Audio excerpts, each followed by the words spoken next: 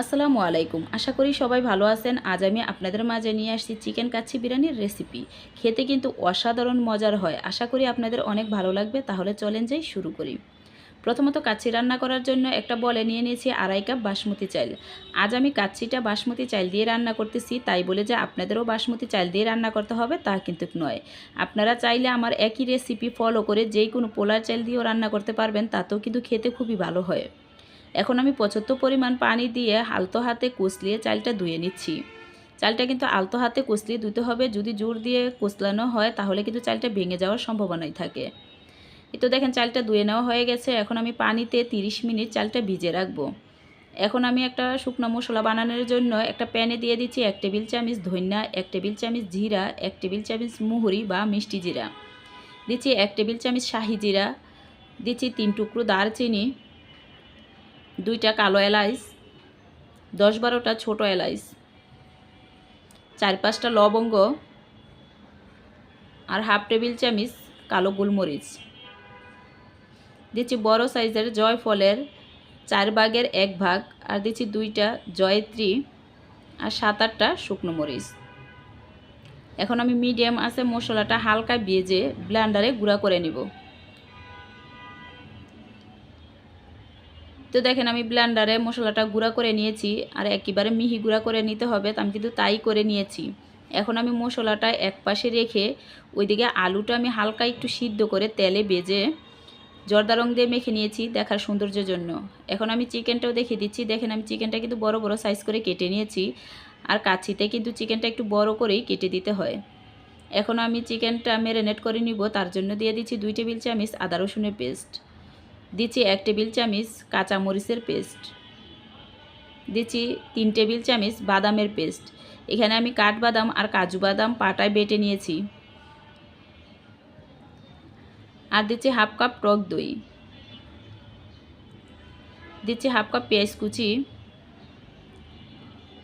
দিচ্ছি 1 মুঠো পেঁয়াজের বেরেস্তা, দিচ্ছি স্বাদ মতো লবণ, আর দিচ্ছি 1 টেবিল চামচ লাল মরিচের গুঁড়া, আর দিচ্ছি পেঁয়াজ বেরেস্তা ভাজার তেল হাফ কাপ,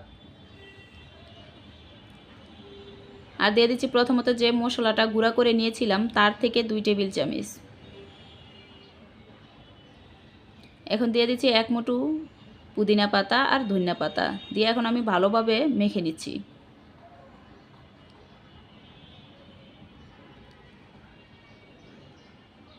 তো মাখা হয়ে গেছে। এখন আমি চিকেনটা কিছুক্ষণ কষিয়ে নিব।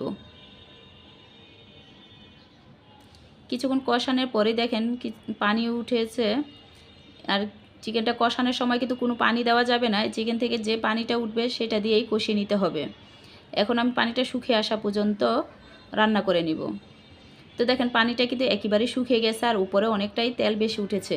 এখন আমি চিকেনটা চুলা থেকে নামিয়ে নিচ্ছি। ওইদিকে অন্য একটা হাঁড়িতে পর্যাপ্ত পরিমাণ পানি গরম করতে বসিয়ে দিয়েছি। পানিটা গরম হয়ে আসার পর দিয়ে দিচ্ছি 1 টেবিল চামচ লবণ, 1 টেবিল চামচ শাহি জিরা, 1 টেবিল চামচ সয়াবিন তেল, আর দিচ্ছি 4-5টা কাঁচামরিচ, আর দিচ্ছি 1 মুঠো পুদিনা পাতা আর ধনিয়া পাতা। এখন পানিটা ভালোভাবে গরম হয়ে আসার পর, মানে বলক আসার পর দিয়ে দিচ্ছি ধুয়ে রাখা চাল। এখন চালটা আমি 90% সিদ্ধ করে নিব। এই প্রসেসিংটা কিন্তু ঠিক রাখবেন, তাহলে কিন্তু আপনাদের ভাতও হবে অনেকটাই ঝরঝরা। তো দেখেন 90% সিদ্ধ করে নিয়েছি। এখন যে চিকেনটা কষিয়ে নিয়েছিলাম তার উপরে আমি আলুটা দিয়ে দিচ্ছি। তো আলুগুলো দিয়ে এখন আমি 10-12টা কাঁচামরিচ দিয়ে দিচ্ছি। দিচ্ছি 1 মুঠো কিশমিশ, আর দিচ্ছি 7-8টা আলু বোখরা, দিচ্ছি 1 মুঠো পেঁয়াজের বেরেস্তা দিয়ে এখন আমি উপরে চালটা পানি জড়িয়ে দিয়ে দিচ্ছি।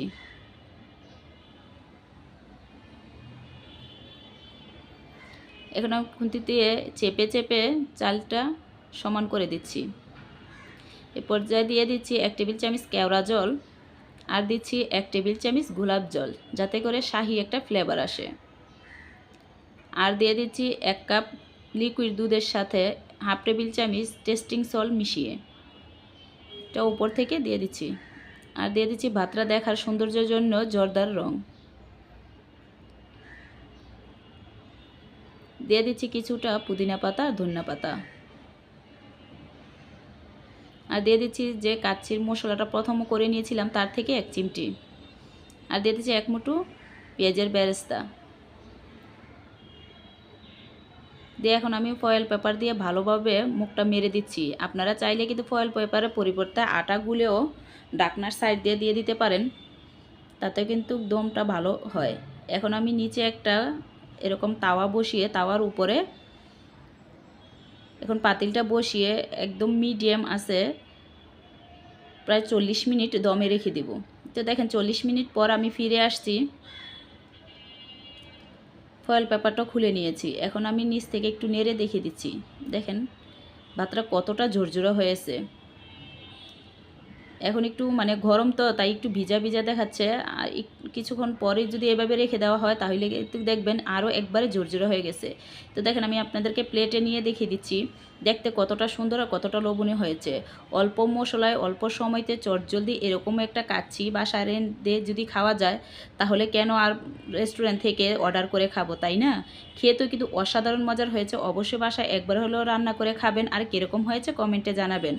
যদি রেসিপিটা ভালো লেগে থাকে তাহলে প্লিজ একটা সাবস্ক্রাইব করে দিয়ে পাশে থাকবেন, যাতে করে নিত্য নতুন ভিডিও দেওয়ার সাথে সাথে আপনারা দেখতে পান। আজ ভিডিওটা এখানেই শেষ করতেছি। খুদা হাফেজ, ভালো থাকেন।